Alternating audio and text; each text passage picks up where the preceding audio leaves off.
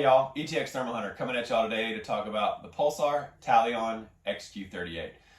Really excited to do this review, really excited to get to hunt with this, so let's not waste any time and jump right into it. I'm going to go over the specs, then I'm going to do a quick walkthrough of the scope, and then I kind of give you my overall review of it. So this is the Pulsar Talion XQ38. It's going to retail for $24.99. It's got a 384 by 288, 17 microns, 50 hertz thermal core. It's got a base magnification of 2.5 and a digital zoom up to 10 power. It's got a 51.5 foot field of view at 100 yards. It's got an overall length of just shy of 13 inches and it weighs about 1.5 pounds. Just like all the high-end Pulsar scopes, it's got 10 reticle colors, 10 reticle choices. It's got 8 color palettes that you can choose from, built-in video recording with audio, image capture, Wi-Fi. Built-in Wi-Fi lets you connect this unit to the Pulsar Stream Vision 2 app.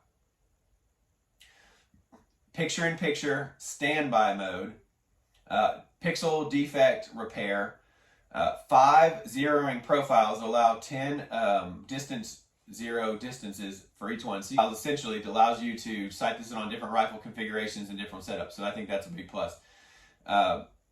It's got a 38mm objective lens, which is focusable. You can see right there. It's got a really nice end cap protector. Snaps in place, opens, snaps out of place. I just think this is a huge improvement over some of their end caps and their other scopes. Really like that design. The first run of these scopes are going to have a Pulsar QD mount on it.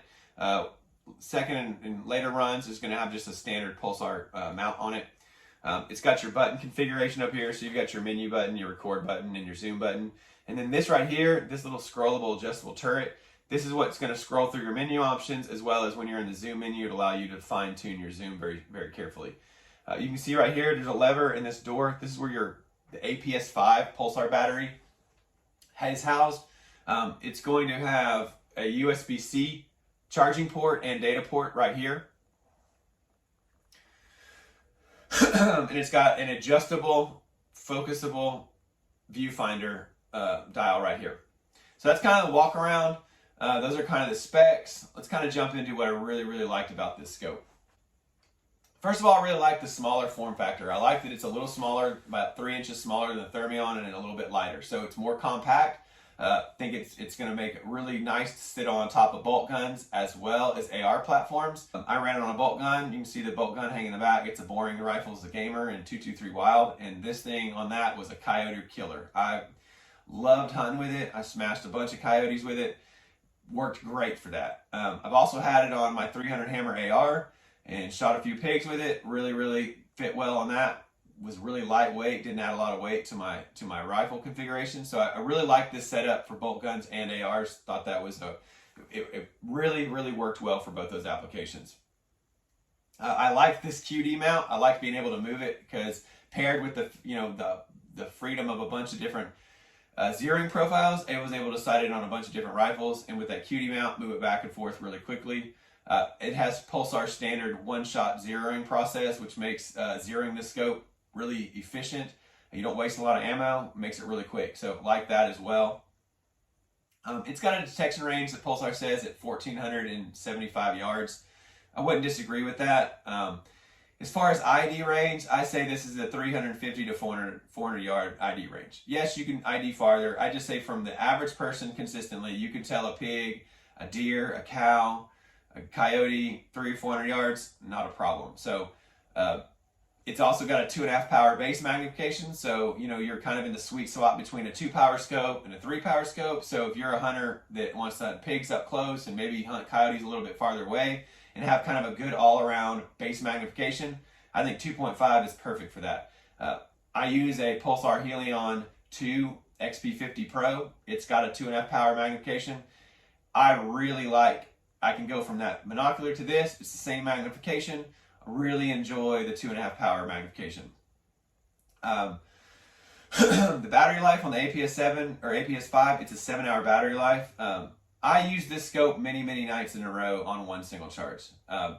If you're using standby mode and you're turning it on, turning it off, and walking or scanning with your thermal or your thermal monocular, whatever you may be doing, and not have your scope on, you're going to get longer than 7 hours. This was 7 hours continually running, no video recording in optimal conditions. So the more you do, the less battery power you're going to have. But like I said, battery on this thing was never an issue. Really, really like the battery life. This is Pulsar's direct replacement of their entry-level scope last year, which was the Pulsar Talion XM3. It was a fixed focus 30mm objective lens. Had a lot of the same features, just the image quality on this scope is way better than the XM30. As well as it also has a focusable objective lens. That's huge. In an entry-level scope, being able to have a focusable objective lens, that's a big bonus to this entry-level scope. The other thing I really noticed about this is the audio in the videos was exceptional. I could hear me, I could hear the shooters I was with, I could hear my call down range. I could just pick up a lot of atmospheric audio that in some past scopes hasn't been as clear. So I thought the audio was really good on the video. It makes the videos really well. It makes them really good. Two things that I think were really great. This scope is built for, in my opinion, ambidextrous shooters, whether you're a left-handed shooter or a right-handed shooter. Having this focus knob moved down here where you can quickly move by this fin on the top, left or right, that's huge. Also, when this right here, as you can see, when you see the objective lens is lined up with this groove on the top, this big knob, that means the scope is sighted in, it's focused at 75 yards to 100. Most of my shots were 100 yards and under. Some of those coyotes I shot in this video were like about 100 yards, 75 yards. Never had to focus, didn't have to mess with it. Just knew in the dark when I lined it up, I was going to be focused at 75 yards. For objects that wanted to focus on farther, that's the focusability. You can focus it left or right to really tune that. Really like that they moved the power button off of this button configuration and moved it down here, because this power button turns the unit on, it puts it in standby mode, and it also will nuke your screen. So when I'm behind the rifle and I already have my hand down here focusing, it's really convenient to quickly nuke the screen, or after I get it focused and I know where they're going to come from, the animals are going to come from, go ahead and put it in standby mode. Makes it super convenient. As well as, because on like the Thermions, they had the extra turrets to do your menu, they had to put menu button somewhere. So they put the menu button right here. When you click into it, then you'll use this adjustable turret that's very low profile. And I think this is awesome. Works really great for left-handed or right-handed shooters too, because again, it's on the top of the scope. So whether you're right-handed or left-handed, you're going to have really ease of using that. Those are just some of the high-level features that I think about the scope makes it really, really good. This is, like I said, it's $24.99, so it's in that $2,500 price range. It's the direct competitor for the AGM Rattler TS35s and 384, the AGM Adders TS35s and 384, the Hogster or Bearing Optics Hogster R35s or Vive 35s. They're all $2,500. This scope right here, in my opinion, it's got a proprietary Pulsar removable battery you can buy extra batteries for, rechargeable, 7-hour battery life, focusable objective lens, built-in video and audio recording. The image quality is better, in my opinion, than all the other scopes in the $2,500 range. This to me is, if you're looking for the best value, best functions, best image quality in the $2,500 range, it's the Pulsar Talion XQ38, no doubt. In fact, I own a Bearing Optics Hogster, and I love that scope. And I wish this scope would have been available when I was buying that scope, because I would have bought this one. I love my Hogster, but this right here, the image quality is better, the features are better, the form factor I like a little bit better, it fits on a bolt gun a little bit better. I just all around think this scope is the best scope in the $2,500 range. If you're interested in buying one of these, or you want to find out more about this, feel free to reach out to our website at outdoorlegacygear.com. If you would rather speak to somebody, you can give us a call at 877-350-1818, and you can talk to Jason, the owner, or you can talk to Hans ETX. They'll be glad to talk to you about anything you want to know about the scope. They can help get you one ordered. If you'd rather not talk to anybody, you can get on our website, find out if we have in stock, and go and order. I will drop the link to the Outdoor Legacy Gear page for this scope in the description of this video.